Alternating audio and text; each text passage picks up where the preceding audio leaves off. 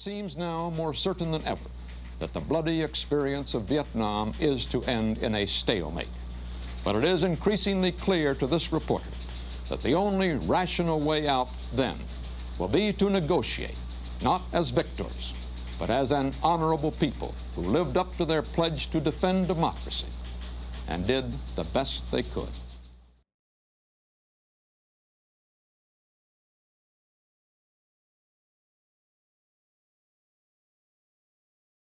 I was born a sharecropper, Joe Mills and Aula Mae Mills from Ocala, Florida. It was 18 of us. We were raised on a farm. We had mules and horses. And I remember after school, we go down there and we hook our mule or our horse, and we go back there in the 5 acres of land. We use a turnpike to cultivate that land. We plant greens, okra, tomatoes, and just about everything that we ate, my dad raised, and we raised on the farm. Chicken, geese, guineas, hogs.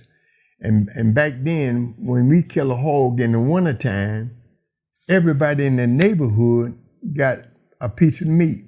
It was a community thing. Daddy killed a hog, called the neighbors over and got a piece of the meat.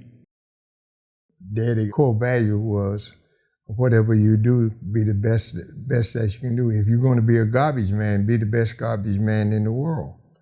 And I took that to heed. My mom was a disciplinarian in the house. If you thought you got so big and strong that you could wrestle my mom, try it. She would work in them fields. We would go to work, and everybody in the neighborhood knew, even the people that we worked for during the summer months, hauling watermelon, they would say, "We're not going to pay you, we won't give the money to your mom." I want you to get married right out of high school. Mom told me, "You're not grown." Went in the military, 1967, Paris Island. When I first went in, and Mom wouldn't let me get married, I said, "Well, I got to do something." And at the time when I was in boot camp, my girlfriend called me and told me she was pregnant. And at that time, she said the doctor bill was going to be about $200. The drill instructor said, "Private Mills got a problem." And he said that, "I'm not going to tell you all what to do, but we take care of our own." And the whole platoon came around and they donated money and everything. They gave me money and everything. Me not knowing, I took all the money and put in a vanilla envelope and shipped it home. My girlfriend told me, she said, "I got all this in money." And a lot of loose change, because a lot of guys didn't have nothing but silver coin. And she got over $200. Drill instructor, Staff Sergeant Mathis, came and asked me. He said, "What did you do with the money?" I said, "Sir, I shipped it home." He said, "You did what?"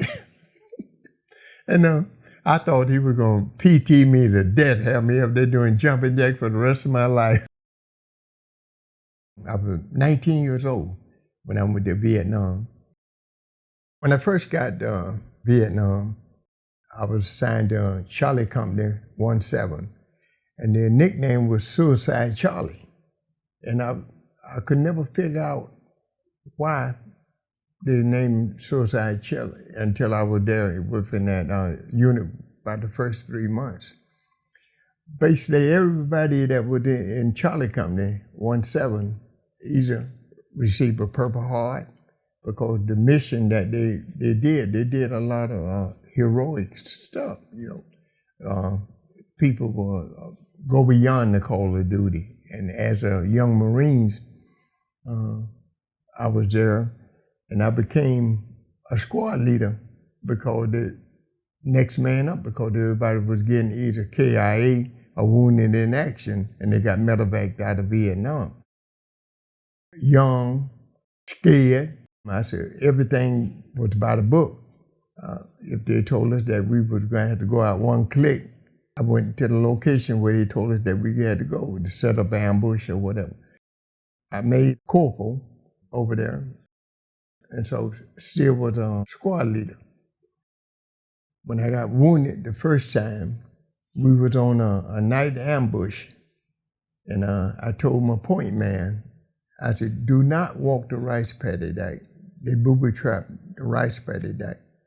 He had a little more time over there, but I was still a squad leader. So I told the squad, I said, hold up. So I called him, I said, come on back. I was going to, tell him why I didn't want him to walk on the rice paddy dyke. So I was meeting him, and and he tripped the booby trap. And so he was KIA, and I had a head wound and a facial wound. So called an emergency medevac and went to the hospital in their name. And that's when I received my first Purple Heart. Went back, same unit. We was out there on a night ambush. This time, a grenade exploded. The guy that tripped the grenade was behind me, so that's when I got a leg wound and shrapnel all in the back of my body. Medevac me to Cameron Bay. Went back to the unit. I remember the battalion sergeant major, I was walking down the hill, and he said, Corporal Mills, what are you doing here? I said, well, where I'm supposed to go? And they told me, since I had 2 Purple Hearts, they had medevac me out of the country, which I didn't know. So they put me in a bunker until they put me on a C-130, and they medevac me out of Vietnam. I went to Vietnam. I got wounded. Stayed in the hospital 17 days. Went back, got wounded again. Stayed in the hospital 37 days. I came back from Vietnam.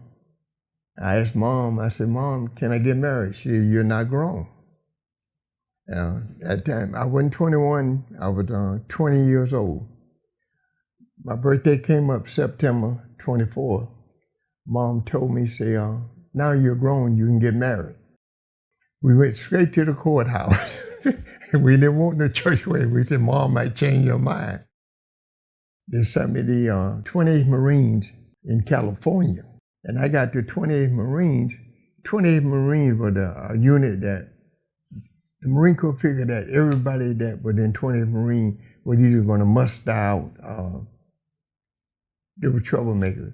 So me being an NCO, when I got 28th Marines, I got there and they made me a platoon sergeant. I said, what do I have to do to get out of here? He said, you need to extend in the Marine Corps. I got the paper, I signed that paper within 2 weeks. They sent me to Cecil, Florida. I was at Cecil, Florida, and I volunteered to go back to Vietnam. I tried to sneak back in country. That's when I went back to Vietnam the second time. 1968, during Tet Offensive, every base got hit. We was out in Fulak 6 area, and we was out there. We had a night ambush set up. I had my starlight scope, and all I could see was a line of Vietnamese coming down the mountainside where they were getting ready to rocket their name. And so we called in artillery. When the artillery hit, it was running across towards us. I had an M14 as squad leader, and I remember, like at point blank range, we were shooting, and the next morning when we did a body count, and I remember one of we were doing that body count, and unfortunately, it was a young girl, and the young girl didn't look like she was no more than about 16 or 17 years old, and she was one of the casualties of war on their side. Because when they was coming across, we like just shooting direct fire, just hitting them at point blank range. All of the Marines that I lost, we was close knit. The third time, I was with Delta Company 19, The Walking Dead. We did the evacuation of Saigon, Operation Eagle Pull and Frequent Wind. I had a detachment of Marines. We were on the USS Coral Sea. We were pushing the Vietnamese choppers overboard because we had about 4,500 Vietnamese we had evacuating from Saigon. At that time, I had advanced to the rank of a staff sergeant, which was the E6. As a staff sergeant, they sent me to Parris Island. And when I got to Parris Island, went to drill instructor school. I went to 1st Battalion, Alpha Company, and I was there for 2 years. During that 2 years, I made meritorious E7. I made gunnery sergeant. It was 37 of us went up for the board. Meritorious 2 of us made it out of the 37. And from there, they sent me to Norfolk, Virginia. I was the Honor Guard NCO for the Atlantic Fleet. It's about 17 countries. And every Friday, I wore the Marine Corps white trousers and a blue jacket. And we did ceremonies for the department heads of states. And that was one of the highlights of my career.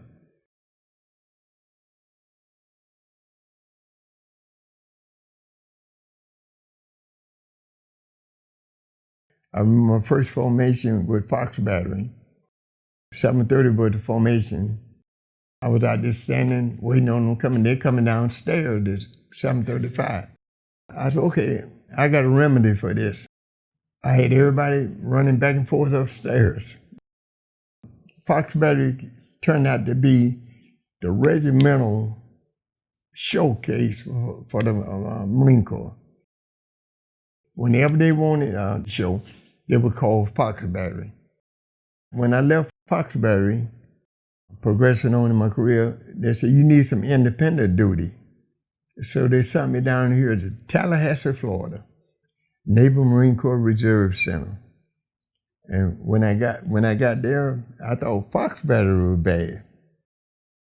I said, oh no. I said, we're going to get all this civilian stuff out of you. I said, first thing we're going to do, we run 3 miles.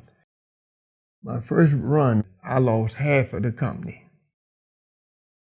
So my thing, okay, we never leave a Marine behind. So turn around, turn the whole formation around, went back and got the last guy at the end. So I got the unit up to par because they made a deployment to her rank. When I was there, I made Sergeant Major. They picked 54 Sergeant Majors that year out of the Marine Corps. I was number 53 in the eligibility zone. They sent me to Ocala, and I was the Sergeant Major of 2nd Battalion, 12th Marine, another artillery battalion. From there, as time progressed, they sent me to Parris Island. And when I left Parris Island, when I got back to Ocala, as I progressed on, they sent me to 1st Marine Aircraft Wing Sergeant Major, which I had everything that flew over there for the Marines. I was the Sergeant Major. I took over 3 Marine Expeditionary Force. About 128 Sergeant Majors subordinate to me, I represented as being their senior enlisted advisor. I'm winding up my career, and now with 30 years in, my successor, my replacement, that Sergeant Major McMichaels, he followed me with the MEU. He followed me, took my job, 1st Marine Aircraft Wing. And come time for me to retire in '97, McMichaels had the 1st Marine Aircraft Wing. Coming out of the Marine Corps, he called and he said, Sergeant Major, it's about time we need a black Sergeant Major of the Marine Corps. You got 30 years in. He said, who would you recommend to be the first black Sergeant Major of the Marine Corps? I said, McMichaels.